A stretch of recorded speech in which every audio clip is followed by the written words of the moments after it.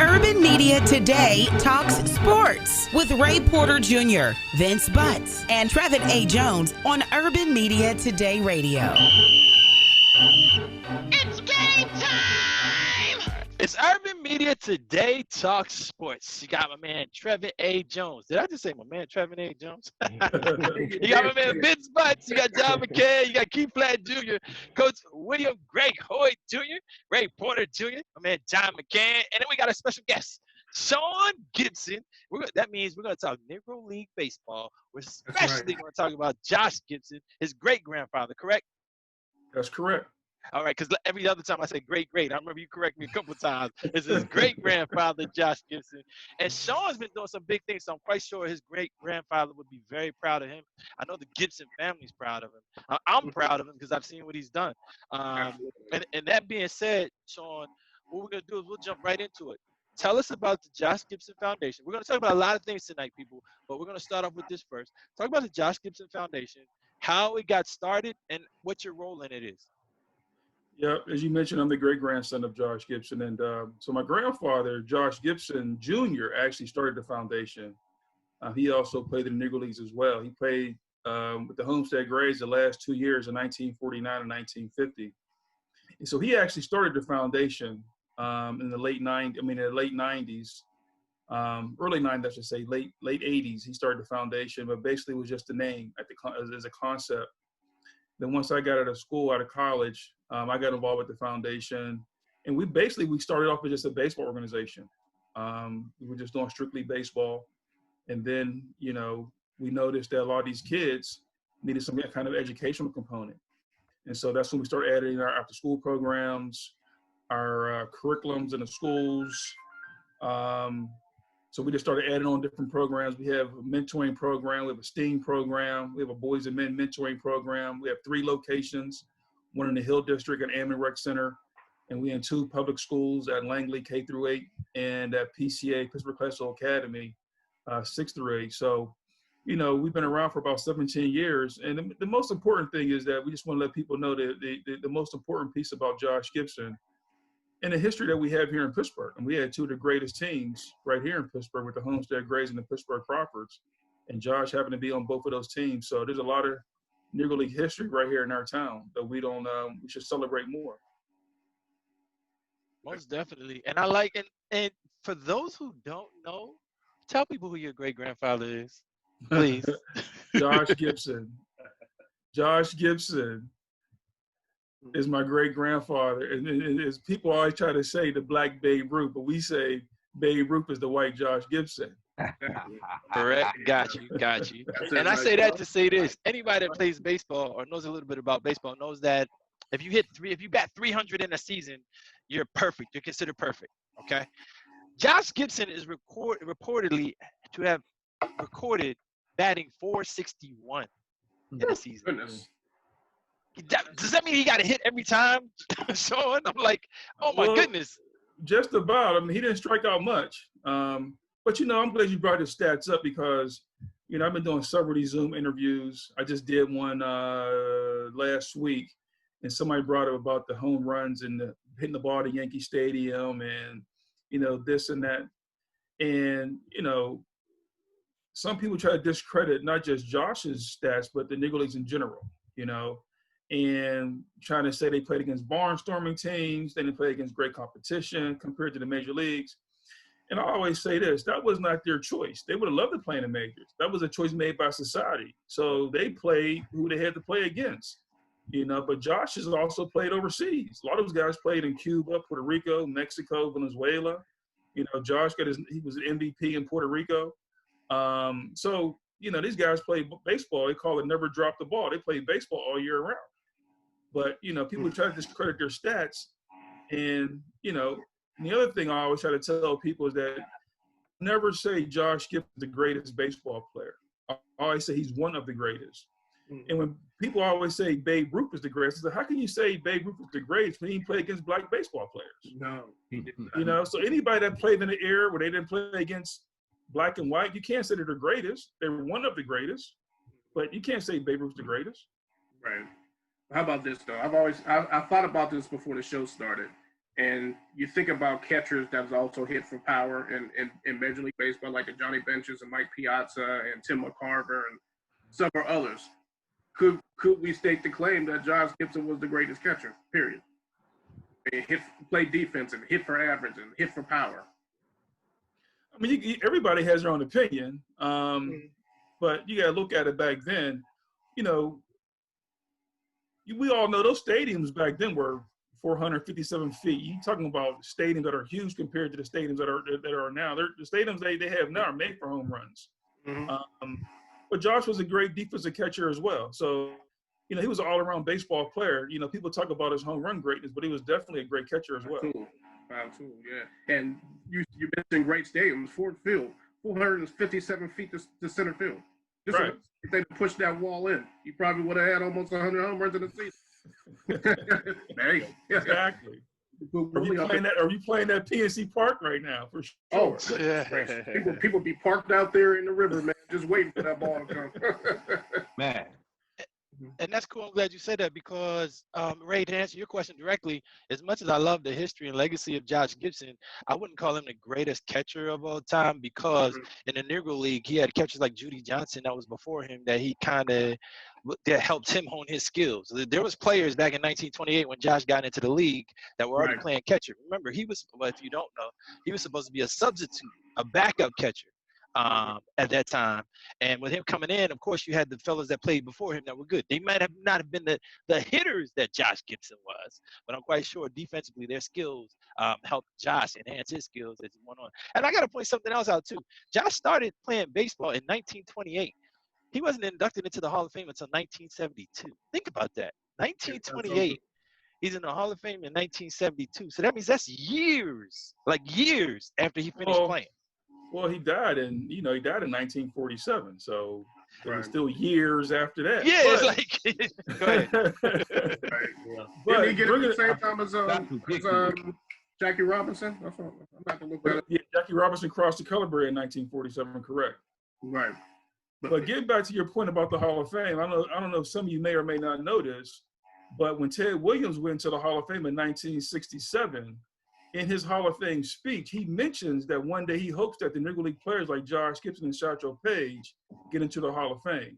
Yeah. So we give Ted Williams a lot of credit for even saying that. We believe if Ted Williams don't make that speech, who knows how long it would have took for those guys to get into the Hall of Fame. So 1971, Satchel Paige was the first, Josh going in 72. So we give Ted Williams a lot of credit for even mentioning that.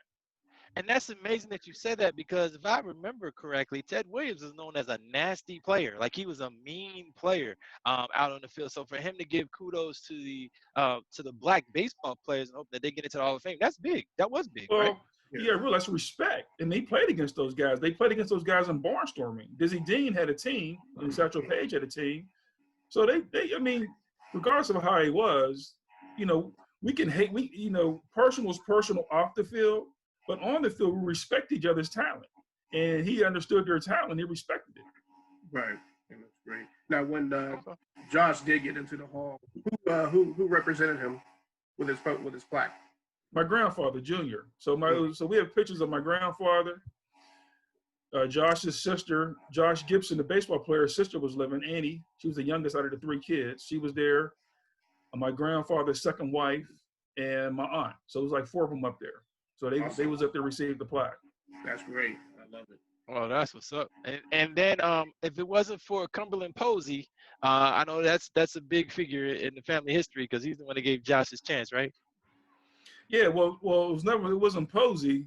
Okay. Yeah, well, Posey started, but it was really Harold Tinker who played with the Crawfords. So Josh played sandlot ball first with the Pittsburgh Crawford sandlot team. Harold Tinker was the one who actually discovered Josh Gibson. Reverend Harold Tinker, he was a pastor after he got them playing baseball. Then, of course, he played with the Crawfords and the Grays. So, yeah, like I said, for Josh to be able to play with two teams right here in Pittsburgh, that's like playing in Chicago with the Cubs and the White Sox. You can't beat it. Right. I'm sure. That Good was stuff. So growing up, I mean, as you grow up, man, and people are talking about your great grandfather.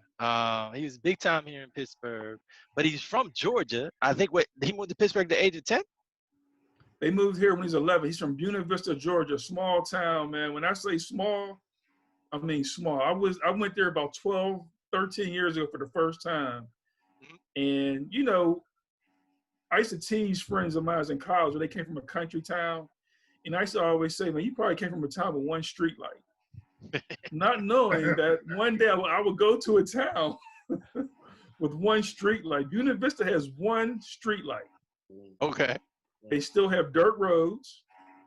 They have the most thing they have there, I can say, they have a lot of churches.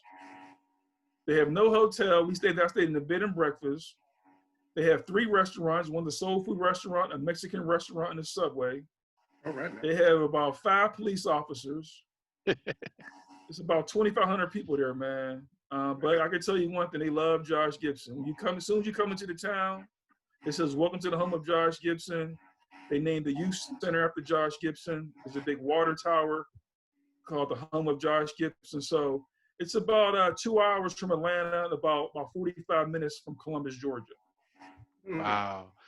So let me ask you this, and I know that Ray had mentioned it already. Jackie Robinson broke the color barrier in 1947, and I think your great grandfather passed away just before Jackie did it. I think it was January of '47 when he passed. Did your father or your grandfather ever talk about how your great grandfather would have felt to be able to witness that? I mean, so just to clear, so my mother's actually a Gibson. So my father's not a Gibson. People assume that my father's a Gibson. Gotcha. My mother is Josh Gibson's granddaughter, and so my mother and father was never married. So my grandfather always felt that if you wasn't married, you shouldn't get the guy's last name. So that's why she kept the last name Gibson. Okay. But get to your point. So Josh Gibson Jr., most of my stories come from him. You know, he was a bat boy for the team, for the Homestead Gray. So he traveled with the team a lot. Wow. So he was 15 years old when Josh Sr. died. So he was a young teenager at the time. So a guy named Sam Bankhead was my grandfather's a good friend of Josh Sr., who actually took Josh Gibson Jr. under his wing when they would travel on the road.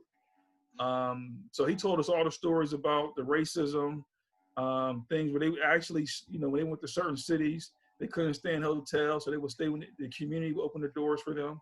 So there was a lot of things going on. Here's a young kid, he's 12, 13 years old, seeing racism at the worst, traveling from all these cities down south. So, there's a lot of stories that we talked about growing up. Wow. We got Sean Gibson here, the great grandson of Josh Gibson. Millennials, if you don't know who Josh Gibson is, we're about to tell you, but still Google it. You need to look it up because he's one of many that played in the Negro Leagues. And if you don't know what the Negro Leagues are, and believe me, some people don't know, Google it because we'll get into it in a second because Sean's done a lot of things to bring attention to the Negro Leagues. He's actually cultivated the mindset, well, not the mindset, the image of the Negro Leagues and some of the youngsters too coming up. So youngsters do know what the Negro Leagues is. It's Urban Media Today Talk Sports. We're going to take a quick break. Got Coach William Greg Hoyd Jr., Vince Butts, my man Ray Porter Jr., John McCann, Keith Platt Jr., and Sean Gibson. We're going to be right back after this quick timeout. Urban Media Today is your source for entertainment, news, sports, and lifestyle. It's your online resource for health and fitness, providing tips to decrease your heart disease or increase your good spirits. When you can't find who made the top picks in HBCU sports or what part of the country is most exciting or affordable to travel with the entire family, Urban Media Today is there to provide you with all that you need and just a click away. Log on to urbanmediatoday.com now. Find us on social media. Urban Media Today, your lifestyle information and blog website. Urban Media Today talks sports. We're talking Negro Leagues. We're talking Josh Gibson specifically. Got the great grandson of Josh Gibson here, Sean Gibson. Got Coach William Greg Hoyd Jr., Vince Butts, Keith Platt Jr., John McCann, Ray Porter Jr. Ray, I don't know why you get the props when it comes to the name, man, but anyway, you got him. So, Sean, so you were talking about something real special and important. It's the 100-year anniversary of the Negro Leagues? This year? Yeah, so this is actually the 100th anniversary of the Negro Leagues. Like I said, the Negro Leagues was founded February 13th, 1920. Okay. So it's a big year. It would have been a great year, but due to the COVID-19 situation, a lot of things has been on hold. A lot of things been pushed back. Like all of our events basically have been postponed till next year. We've had we was going to bring in a Josh Gibson Youth Classic. We was going to bring in teams from Kansas City, Chicago, Detroit, and all these teams that were coming in were going to be wearing represent their Negro League home team. So all these young African American kids have been on Josh Gibson Field in Negro League uniforms. That has been postponed. Our gala, which is in October, that has been postponed. So, but yeah, it was a centennial. And for some of you who may or may not know, Rube Foster, who also played for the Chicago American Giants, is the founder of the Negro Leagues. And when people talk about some of the great players, Josh Gibson, Cool Papa Bell, Satchel Paige, Buck Leonard, they got to give credit to Rube Foster. It wasn't for Rube Foster, it wouldn't be none of these guys. It wouldn't be Jackie Robinson, it wasn't for Rube Foster. You know, Jackie wasn't playing baseball in college. He was playing football and running track. So, you know, he got discovered playing in the Negro Leagues. So if it wasn't for Rube Foster, none of these guys we wouldn't talk about none of these guys right now. Mm-hmm. Was it like a 9-team league that he had? Started off with six. Okay. 6 teams. Okay. And Pittsburgh was not one of the original 6. But then Pittsburgh actually had 2 teams, correct? Right. At one time. But neither team was not the original 6. Right. Mm-hmm. Wow. Hey, Sean, this is Coach Greg Hoyt, man. I actually run a national recruiting service, man. So I put kids in college all over the country, man. I'm just elated, man, at what you're doing. I just know in business, especially with the black culture or Negroes, period, black people, period, we have a hard time with succession planning. You know, how did you guys get the information, or how do we keep or capture information from being lost? You know, you have a ton of information right now in your head, man. I'm just amazed by what you have. I know you do this all the time, but from a standpoint of our youth, I deal with youth all the time around the country, is they don't see this because they don't hear it. I know there was some movies being made, some names being thrown around in some movies and things of that nature. Did your foundation play a part in that?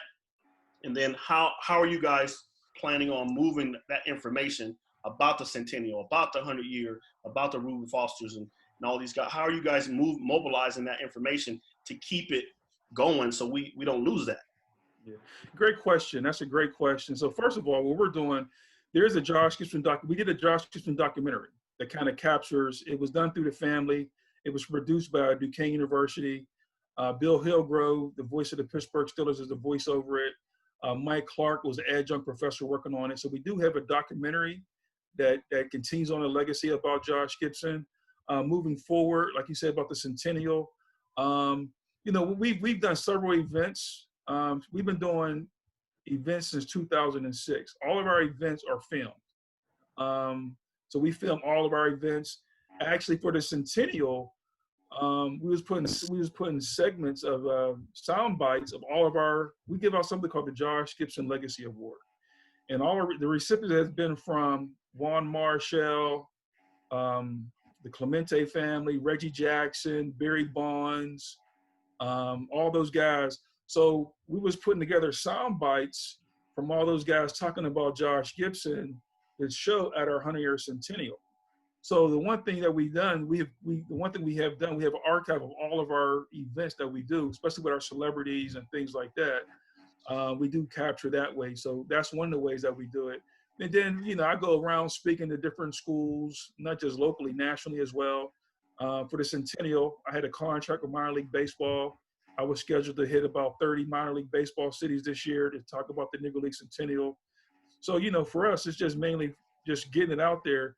And same thing with you guys, you know, as this is part of our history, you know what I mean? So it's not just me, we all got to talk about it. You know what I mean? That's the way I look at it. It's our history. And if we don't talk about it, you know, they're going to talk about it. I hate to say it, they're going to talk about it. They think they discovered it, but we have to talk about it and make sure that our kids know about it. Well, that's where I'm stepping in, because I'm saying, you know, out of all the baseball players we represent as far as getting scholarships, I mean, I'm pretty sure probably 99% of their parents, 99% of the athletes would love to hear this conversation. I mean, we need to talk about this so it can actually be. I mean, this is history, so you have something to play for. I mean, the mega sports like football and basketball are taking over because everybody's talking about them, right? Yep. But no one's talking about, the mega sport like the Negro, the Negro leagues that, just that what you're talking about. I mean, you're dropping diamonds in the middle of Africa, man. We need to go dig for them, man. Yeah. Well, are you here in Pittsburgh?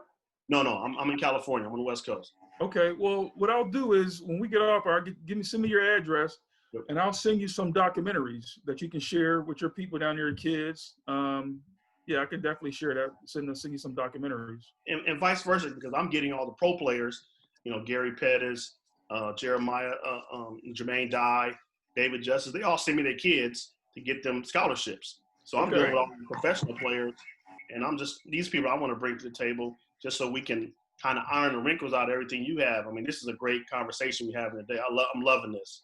I don't want to take over the time, you guys, because you guys know how I get excited talking about recruiting kids.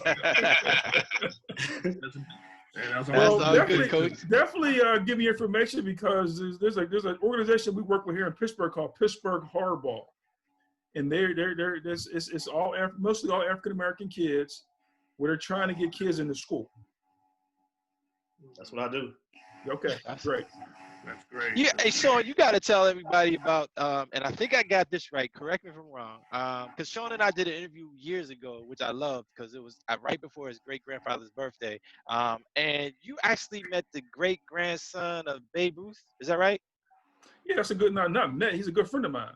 Oh, okay, that's right. Talk about how you guys met and what that bond is like. Talking about two of the greatest in baseball, and they're your relatives. Yeah, we talk smack all the time. He talks about his great grandfather. I talk about mine. But no, his name is Brent Stevens. Great friend. He lives in Atlanta. He runs the Babe Ruth Central Foundation. They do. So how we met was we actually had the same agent. So we have a marketing agent who represents Josh Gibson. At the time was a guy named Ray Schulte, and he represented Babe Ruth. So we went to Ray's wedding in Scottsdale, Arizona, and I had the chance to meet Brent. This is probably about 17, 18 years ago, and we've been friends ever since. We actually did a painting of Josh Gibson and Babe Ruth. There's a painting of Josh Gibson and Satchel Paige when they look at each other, and Satchel's holding the ball and Josh is holding the bat. We have that same page. We took Satch out and replaced it with Babe Ruth. And we did an educational component of that based on diversity, because like we said, it was so much comparison between Josh and Babe. So we would go to different schools, went to the Hall of Fame in Cooperstown, went to New York at the Yankee stadiums, and we talked about diversity and segregation and how it was back then. And here we are with two great baseball players that compared to each other, but in society, we still had racism going on. So yeah, but his name is Brent Stevens, real good friend of mine. And that's crazy because and of course, everybody here, it's funny how people who are into sports are also into history. That just blows my mind. And I guess it's because of sports itself, especially something like baseball, you actually have to do research, know the stats, you know your history.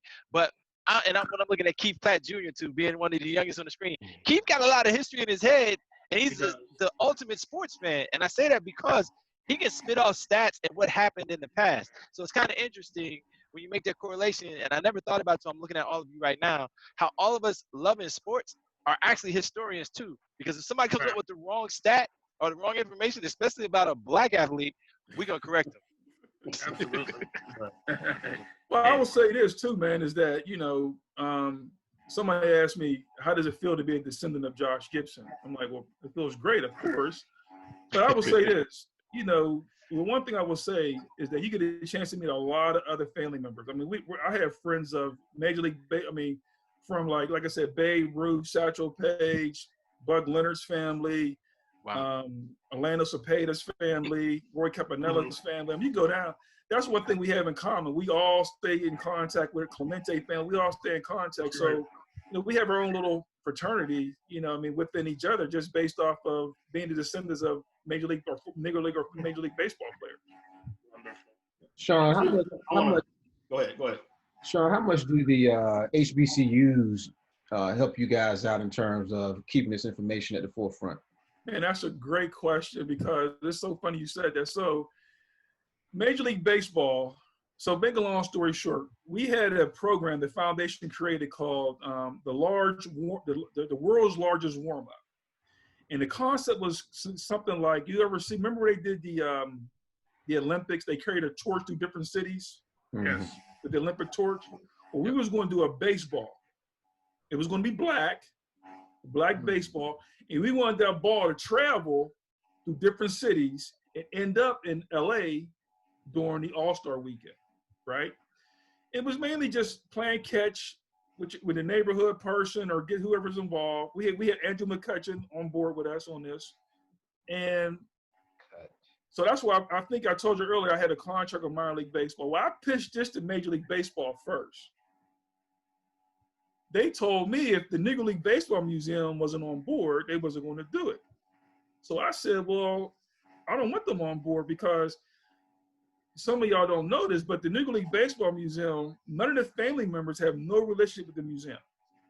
Really? They do nothing for the players. They do nothing for us. And the other thing is that when you do stuff with them, they try to take credit for it. So I told them, I said, no, this is our idea. We're not sharing it with nobody else. So we went to minor league baseball. Minor league baseball loved it. So they were going to work with us on that. But getting back to your point, John, when we talked to Major League Baseball, they mentioned, let's work with the HBCUs on this. So I was all for it because I was trying to get into the HBCU market. I've been trying to tap into that for years and never could get in. But when Major League Baseball came back to me and said they're not going to get on board unless the museum was on board, we let it go. I said no. Yeah. So you know what? I got a question. I got an answer for that. And we're going to have you back, Sean, because what I'm going to do, I'm going to reach out to Michael Coker, who's a writer for Black College Nines. Look it up on Twitter. It's called Black College Nines. Black College Nines covers HBCU baseball. I think it's the only outlet that I know of that covers HBCU baseball year round. So Jay Sokol is the creator. And I know that Michael Coker, he's a writer for Black College Nines. That's on Twitter. Check it out. Sean, I'm gonna have to make that connection with you and Michael Coker because I think that would be an awesome connection. It might be an outlet. We would love to get into the HBCU market because number one, I mean, when you're talking about the Negro Leagues, that it all, it all plays a part. You know what I mean? We would love to be somehow involved and work with them. Definitely. We're going to have to make that happen. It's time out. It's the end of the second quarter. It's halftime, people. It's Urban Media Today Talk Sports. We got Ray Porter Jr., William Greg Hoy Jr. coach. We got John McCann. That's John T. McCann. Got my man Vince Butts. We got Keith Platt Jr. and Sean Gibson, the great-grandson of Josh Gibson. We're going to come right back after this brief timeout on Urban Media Today Talk Sports. Urban Media Today is your source for entertainment, news, sports, and lifestyle. It's your online resource for health and fitness, providing tips to decrease your heart disease or increase your good spirits. When you can't find who made the top picks in HBCU sports or what part of the country is most exciting or affordable to travel with the entire family, Urban Media Today is there to provide you with all that you need and just a click away. Log on to urbanmediatoday.com now. Find us on social media. Urban Media Today, your lifestyle information and blog website. It's time to kick off the third quarter. Urban Media Today Talk Sports. I'm not going through the names. Went through them 3 times already. Y'all know who you are. Anyway, I am going to mention Sean Gibson, the great-grandson of Josh Gibson. Now, we're talking Josh Gibson, the Josh Gibson Foundation, talking Major League Baseball, a little bit Negro Leagues. Man, let me reverse that. We're talking Negro League Baseball, a little bit of Major League Baseball. Even mentioned HBCU baseball as well. Sean, talk some more about how you are. Man, this came on. Is this now full time for you? Yeah, this is okay. It, man. This is full time. But the thing is, when people think about the foundation, they think it's just a baseball organization. We do way more than baseball. Like I said, we do a lot of educational components. We have a curriculum in the schools called BOSA. And one of the things that we want with our curriculum is BOSA stands for Business and Sports Academy. And it teaches kids the business side of sports. But there's so many kids, especially African-American kids, who want to become a professional athlete. And I tell kids, that's your dream. Don't give up on your dream. But if that doesn't work, you can always fall back and still be involved in sports. So our curriculum is based off of sports media, sports marketing, sports law, sports sales, and sports events. And we're about to add in athletic training. So we do a lot more than just the aspect of baseball. I mean, like I said, we originally started with baseball. That was like a carrot to draw the kids in. Once we got the kids in, we start hitting them with our educational components. Right. And then you also have college internships as well, correct? Yeah, we do. We work with University of Pitt, we work with Cal U, and we work with Duquesne University on internships. We have had some great interns, and all our interns are doing well right now. Mm-hmm. Hey, Sean, again, this is Coach Greg Hoy, playingforenvelopes.com, man. I really appreciate it. I'm excited about this conversation, man. So let's take you down the road of your recruiting process, because what I'm finding out is most of my clients that are parents that play professional baseball, they're ballers, okay? They've done pretty well. The Dave Justice of the world, the Pettises, but their sons play football. Their sons play different sports. And I always want to ask them the question, they're my friends. I mean, we kick it, we hang out, but I always want to ask them the question, like, why don't you push your boys into a guaranteed contract sport? And maybe you can answer that question because you're a pedigree, right? You play, look pretty athletic. Did you play baseball? If you didn't play baseball, why didn't you play baseball? What's the thought process of a parent of or grandparent of a Major League Baseball player? That's a great question. So I did play baseball, but not, so make this long story. When you grow up as a kid, you play every sport. You play baseball, you play basketball, you play football, right? I never knew about Josh Gibson, so I never knew or understood how great Josh Gibson was till I was about 13 years old, okay? You would hear stories from family reunions or holiday gatherings. You would hear, they called him Big Josh. You would hear his name a lot. But as a kid, you never understood what that really meant, who your grandfather was. And so 8th grade, I'm at the library, and a buddy of mine gets a book out, and it's a Josh Gibson book. It's a book on Josh Gibson. So, you talk about what grade was that? What grade was that? 8th grade. 8th grade. I was in 8th grade, 13 years old. And even though I've heard family stories about Josh Gibson, I never knew the magnitude of his greatness until when you see a book about your family member, you're like, damn, I mean, wow. So I remember taking the book out, taking it home, and, talking to my mother and my grandfather. And so I think that's when I really got the understanding of how great this person was. That was my great grandfather. So for me, I was playing basketball and basketball and football. And then once I got to high school, I started as a freshman in high school. And so I just started playing basketball. I went on to Division I, went to Robert Morris University, and then ended up transferring to a Division II school called Edinburgh, and I graduated a criminal justice degree. So for me, it was more of, I come from the projects, man. It was more of who's paying for my education. Right. And my mother couldn't afford it, so I knew basketball was going to take me out of there. Now I did play baseball, still play baseball, but I never took baseball serious.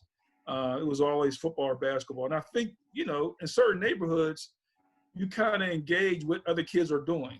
And they weren't really playing baseball in my neighborhood like that. It was mainly football and basketball. So that's what I gravitate to. But getting to your other point, I am a grandfather. My grandson is 7, and he's a hell of a baseball player. I'm pushing him to play baseball. He plays all 3 sports, but right now he loves baseball. He's on a travel team at 7 years old. And baseball contracts are guaranteed. Yeah. You know that. They're guaranteed. So we know that. So, so that's the answer to your question.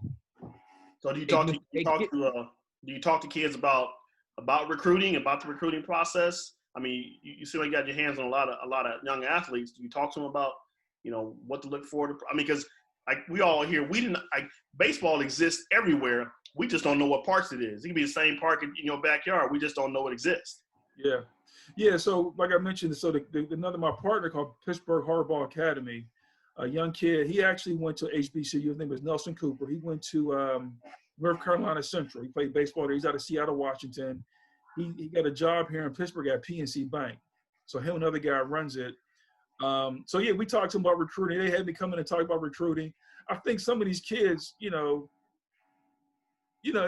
a recruiter, it's up to the parent too. Yeah, I mean, the parents got to be heavily involved, man, because some of these kids, they don't know, and they can talk to us or talk to somebody, but some of these parents don't even know what the hell they're doing. Sometimes don't even know what's the rules and all that stuff, and that's the sad part about it. Because as African Americans, you got to try to teach these parents the rules and regulations and things like that. So It's true. But yeah, we're definitely involved in all that as well. Go ahead, Are Keith. you getting a good turnout in the urban areas in Pittsburgh, man? Like the Hill, Homewood for the baseball league? I know not this year because of COVID-19, but the last 3 years, have you been getting a good turnout in the urban areas, man? I live by Ammons, and I'm just wondering, like. Yeah, so if you live by Ammons and you've seen us up there, so, Right. Years ago, I'll say about 7 years ago, our league was thriving. We had teams from Homewood, Garfield. I remember that. That was a partner with the housing authority. So all the housing authority communities was our partner. So we had all the public housing had teams. Then, things started dying down. I mean, I believe that with baseball, and Coach, you can answer this question. Like, when you have a father and a mother raising a child, it seems like the kid would gravitate to baseball because the father is maybe into baseball. But we deal with a lot of single moms. And a lot of single moms don't know nothing about baseball, at least here in Pittsburgh. And I believe that's because of the Steelers and the Pirates. The Pirates are so terrible. No, I'm serious. The Pirates are so terrible. Tell the truth. We don't have no African-American leadership. Right. The Steelers is even though we're always competitive. We're always competitive. Keith, if you're from the Hill, if you come to Ammon to a baseball game, you might see 30 people there. Right. But you go to the football field, everybody's there. Everybody. Parents, grandparents, uncles, nieces, everybody's there. Well, let me just kind of, because I'm in this business. I deal with single moms. Both parents at home, single dads. When you got a single mom, they just want to see a black figure, male figure, there for their young boy. So a lot of times when you go to these baseball fields, you don't have as many. You have a lot of black football coaches, want to train, but you don't have a lot of baseball black coaches. And so what happens is the single moms, they want to have some mentorship. They want somebody to be able to instill some discipline, some work ethic, and they don't have people that look like them. So of course their bullshit meter's going to be up. Moms are my mama bear come out. She don't want her baby to be around nobody that's not going to instill, some discipline and some habits that look like us. Because some things that go on in the black household would not go on in the white household or the Hispanic household or whatever it is opposite that. I'm just being real because this is just what in the conversation I have with the moms. They want somebody to lean on their son, not necessarily, abuse them or anything like that, but give them some direction, give them, guidance. Some guidance. There you go. So something they can, I always talk about succession planning. Who's going to pass my son the baton to help my son get over, to the next stage of his life? That's what I deal with a lot. Yeah, And that's good stuff. And if I could Good comment stuff. real quick, because I want you to talk about this for a second, Sean. You put a Twitter post up or a post on social media that caught my attention. And as soon as I saw it, I called you. Like, Sean, I want you on the show. It was about the Pittsburgh Pirates, who you mentioned, and the mere fact that they could have been the first, because there was a writer that was looking for, I guess the team was looking for players. Yeah. Talk about that, because it was two articles you posted. Yeah, so what I did the other day, I had came across some articles in 1942 where it states that the Pittsburgh Pirates were going to hold tryouts for Negro ball players. And it was Josh Gibson, Sam Bankhead, it was all the guys here, like three other players, Jimmy Cutchfield, some other players, and it never happened. It never happened. So in my comment, I said, Pittsburgh Pirates could have been the first in 1942. But the Pirates back then were terrible, we all know. You had two of the greatest teams right here in Pittsburgh, the Grays and the Crockett. They could have just took two or three players from each team and been a dynasty. So that article, somebody actually sent that to me, and I posted it. But it was very strange that to see in 1942 the Pirates had the opportunity to take those guys and try them out, but didn't happen. And those same Pirates that we're talking about, I don't mean to Bogart, gentlemen, but I had to put this in here. The same Pirates that we're talking about who could have been the first to actually break the color barrier in 1942, 5 years before Jackie Robinson did it, came back in 1973 or 74 and had an all-black 1970? 71. Yeah, 71. And all 9 players on the field were black or Latino? Yep. Are you kidding me? Yeah, 1971, the Pirates fielded the first all-minority lineup. Yep. And everybody looked black because it was dark-skinned Latinos out there, so it all looked like brothers. That's something, man. No disrespect. I mean, that's a great conversation as far as, you know, representation and why we didn't get there. What I see a lot of, especially with athletes, especially in the black community, is we don't have good representation. So do you think if they had a better agent, or they had a better agent, he could have got them those workouts or got them to maybe play for the Pirates? Because, you know, of course, Jackie Robinson, he had a great agent that was able to get him, you know, looked at to get into, you know, into the majors. So did we not have good representation? Was there like was there a barrier there as far as agents representing the Negro League players? Do you guys go into that a little bit? Well, I would say this. I don't think there was no agents. Really, it was the newspapers. It was a Pittsburgh Courier. If you saw the Jackie Robinson movie, it was Wendell Smith who really pushed Jackie Robinson. He was a reporter. Right. Yeah. So it was really I don't think it had anything to do with agents. It was more of who was going to, you know, people back then, we didn't have, well, they didn't have TV, so they was reading a lot. So that was their information. So when Wendell Smith was following Jackie around, writing about him, and then Branch Rickey happened to read about him, and they go scout him out. I think that's how that happened. But, you know, with 1942, you know, you didn't need an agent, just had those guys come down there. But, you know, with the segregation, Pittsburgh Pirates were scared. The owner at the time was scared to make that move. And then it could have been a dynasty, basically, but it failed. That's incredible to me. You had 2 teams, the Crawfords, and you had the Grays right here. And like you said, you could have taken 3, maybe just 3 players from each team, maybe even 2 from each team, and actually created a winning season, and then continue to have winning seasons. So that blows me away. But what's mind-boggling to me, gentlemen, is that, as I mentioned it earlier, you had the same Pirates that came back in the 70s and had an all-black lineup, but also won a World Series in the 70s. So with major black players. Man. Yeah. And now you don't see us. So, I mean, I guess I'm in the fourth quarter. I'm going to start the fourth quarter with this conversation. Why are we not playing baseball anymore? I mean, you don't see black men. You see Latinos. You see some Latino brothers, but you don't really see black men playing baseball. So I'm going to take a quick break. Keep that in your head, gentlemen. Let's all talk about it coming back. It's Urban Media Today Talk Sports. We got the crew. I'm not saying the names because you already know who they are, but I will mention our special guest, Mr. Sean Gibson, great grandson of Josh Gibson. We'll be right back after this timeout. Urban Media Today talks sports. Talking Negro League baseball. We're talking Josh Gibson. We got Sean Gibson here, the great grandson of Josh Gibson. And Keith, I'm going to let you start because I asked the question, why are we not black men? I don't see us playing Major League Baseball because we're playing in the HBCUs. There's plenty of us there. But there's a big diversity there. You have white, Latino, and black playing at HBCUs, believe it or not. But go ahead, Keith. Well, one of the reasons I want to get Mr. Gibson that touched on is, yeah, a lot of minorities, they don't play baseball no more. And like I played Little League, all that when I was coming up, you know what I mean? But I see the thing is, what I think, we live in a microwave society for one. Everybody want things so fast. So with that being said, everybody's going to play basketball for the faster route to try to get to the NBA or overseas. And as far as football, you know what I mean? You redshirt 1 year, you have 2 good years, you go pro. Instead of baseball, you go pro, and then you're in the minor leagues. You're at Greyhounds to these crazy cities like Omaha, Nebraska, Des Moines, Iowa, and you're in a minor league system for 4 or 5 years.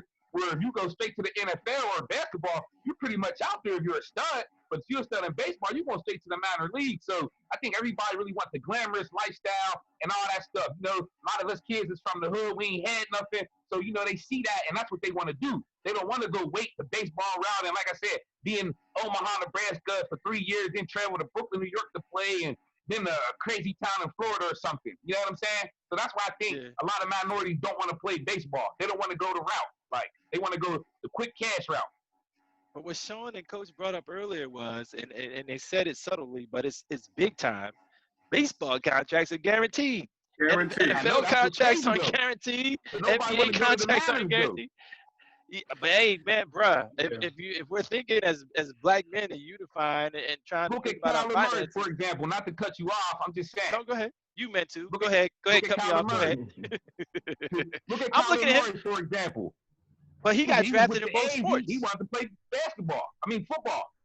Right, but still, I'm saying to you, even Kyler Murray. Russell Wilson did the same thing too. Right, yeah, definitely.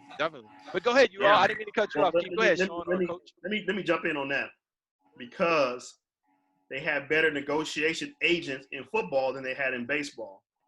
I'm telling you right now, the baseball money for the black community is big. It's a big conversation, because you can imagine if with the black community, with the education that we have now, we understand how to utilize money. You're talking about generational wealth for baseball money. Football is not guaranteed money. Yeah, right. But the negotiation with baseball, they can negotiate you to be on that bus playing in all the different cities, because they want to wear you out to get you cheap. So if you get into the real business of black or African American sports, let's really talk. And I'm gonna make sure I follow with this before I get too far away from that. There are a ton of black kids playing baseball around the country. A ton. There's a lot. Not in Pittsburgh. I can't speak for the other cities. Not in Pittsburgh, Pennsylvania, Coach Hoy. I'm just being honest. Okay.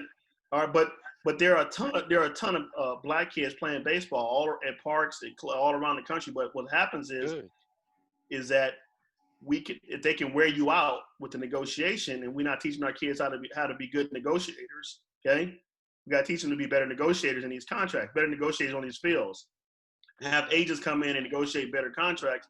That way, because they can go get the Hispanic kids or Latino kids or Dominican kids, they can get those dudes cheap, real cheap. And they're not as educated and informed as we are. Okay. So you remember Gary Sheffield. Remember Gary Sheffield at one time he said that. Remember he came out and said that publicly about the Latino guys. He's saying they get them over there cheap compared to these guys over here are black guys. But yeah, they do get them cheap. Wow, that's big right there. And I will say this is my experience. And Coach, well, he's in California, so as Keith said, it's not as popular in Pittsburgh than some of the other cities. I'm thinking maybe because like you're in California, y'all got nice weather all year round. Down south. Now don't get me wrong. There are kids playing baseball here in Pittsburgh, but it's not strictly just baseball. They're doing all the sports. And it seems like sometimes, just from my experience, some of the kids that I deal with, they kind of feel like baseball is not the route they're going to go to. Like you can have a kid that's good in baseball and basketball, he's going to pick basketball. At least that's my experience. But I will say this. If we lived in a warmer climate where we can play baseball all year round, it might be a little different here. And we had a better team. I blame a lot on the Pittsburgh Pirates. Me too. I'm serious. Oh, me three. Me too, because you got to look at it.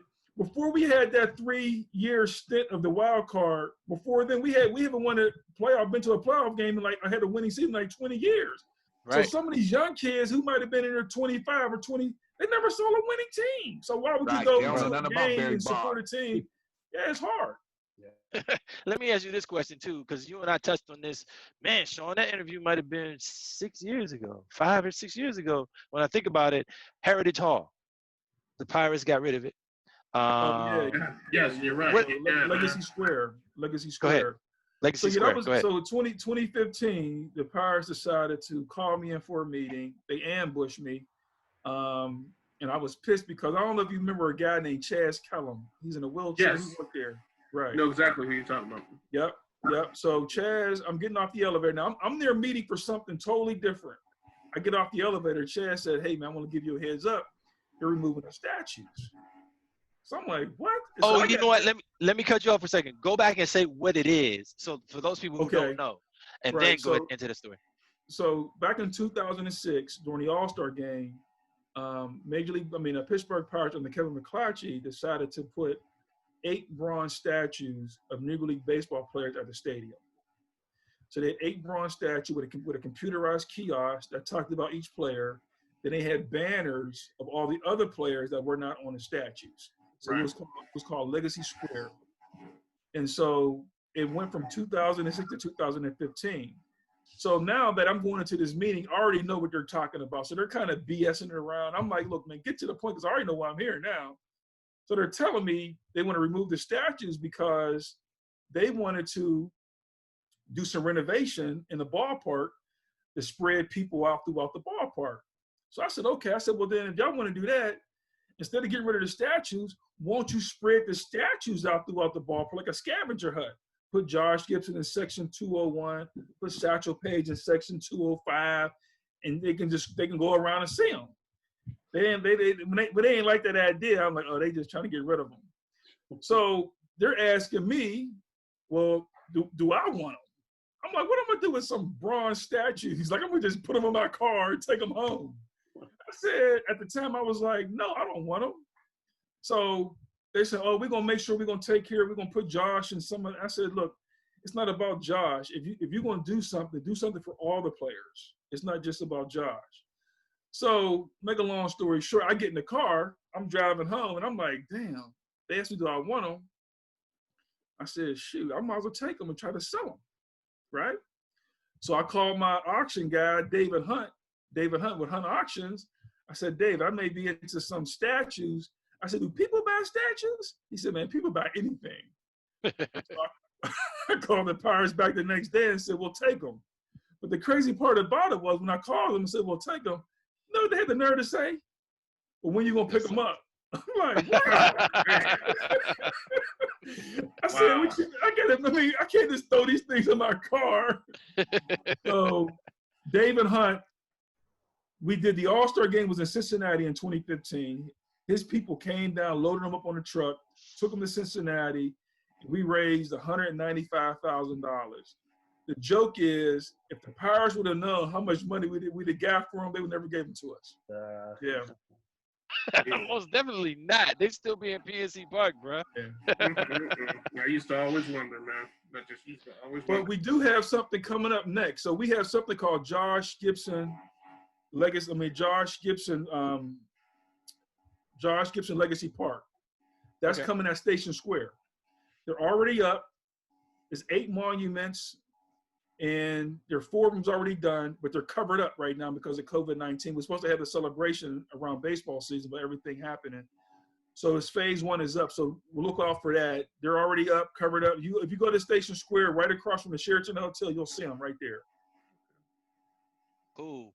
All right, brothers, this is the end of the game. It's like it goes that fast. End of the 4th quarter. I'd like to thank Sean Gibson and the Josh Gibson Foundation. I looked that up online too. And Sean, we'll let you give out information before we go. It's Urban Media Today Talks Sports. I'm Trevin A. Jones. You got Coach William Greg Hoy Jr. Got my man Ray Porter Jr., John T. McCann, Vince Butts, Keith Platt Jr., and my man Sean Gibson, the great grandson of Josh Gibson. Check out the Josh Gibson Foundation. We'll see y'all next week.